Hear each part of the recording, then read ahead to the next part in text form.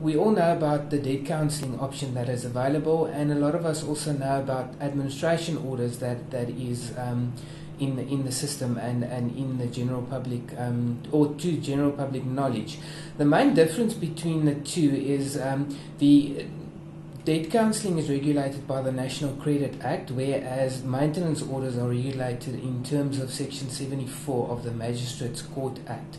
However, the problem comes in a lot of the general public are confused about when is it debt counselling and when is it administration order, and what the benefits and what the advantage are of the two processes. Now, with debt counselling being regulated by the National Credit Act, there's a couple of advantages. There's only one single payment that they make on a monthly basis.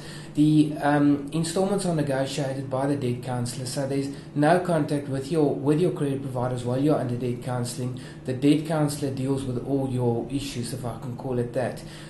There's also one of the benefits with debt counselling is there's a start date and there's an end date. Now, this will be shown to you when you do an application, and when the payment proposals are made to the credit providers, you will know more or less when will you start paying and when will your last payment be.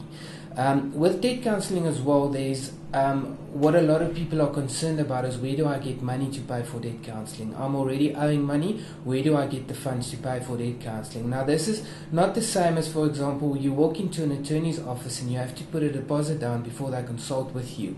When you go into debt counselling, the fees due to the debt counsellor and the fees due to the attorney for the application to court is made part of the process. So you as consumer will not feel the burden of having to pay money for the fees, because it's actually made part of your payment plan.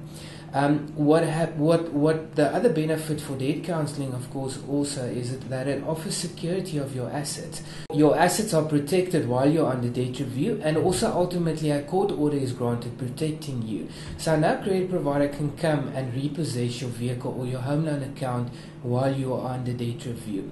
Now, the difference between debt review, debt counselling and administration order is, and an admin order, only debt up to 50,000 Rand can be included under an admin order. The only debt as well that can be included under admin is your unsecured debt. So that is your personal loans, your credit cards, those type of things. With it being regulated by the Magistrates Court Act, it is a court process that has to be followed. An application is actually brought for the order to be granted.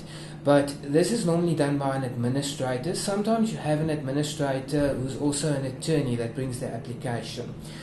The downside of administration, however, is that distribution to your credit provider only takes place every 3 months, where with debt review it's monthly. Now, naturally, what happens with the money that is owed to your credit provider, with them only receiving money every 3 months, there is additional interest being added to your accounts. So you find in practice that people going under administration, there is not really an end date that you can determine. It might be argued from the start, yes, we're looking at this process, it could take 7 years, but they don't take into account the interest that keeps on accruing on those accounts.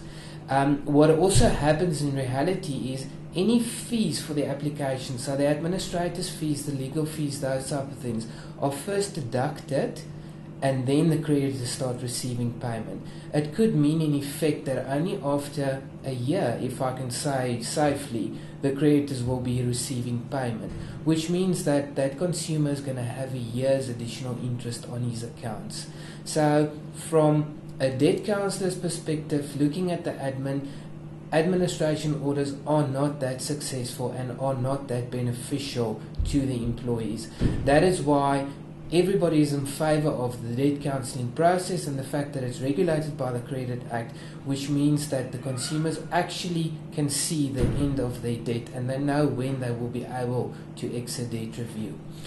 What a lot of people also, the fear of debt counselling is the fact that they think that they're blacklisted. They are actually listed on the credit bureaus, but they're only being listed that they're under debt review, and it's not a judgment or a default or a bad payment history or anything on their name. The admin order, a court order, will reflect on their name. the two processes will have the same effect on a person. It means that they will not be able to qualify for further credit. But looking at debt counselling, the benefit of debt counselling is the people will be able to repay their debt in a quicker period or in a shorter period, which means that they will become viable for credit again and they can go back into the credit market. Where with the admin process, it's going to take a longer time for them to repay the debt, to rescind the admin order then, and then be able to actually obtain credit again and become credit worthy again.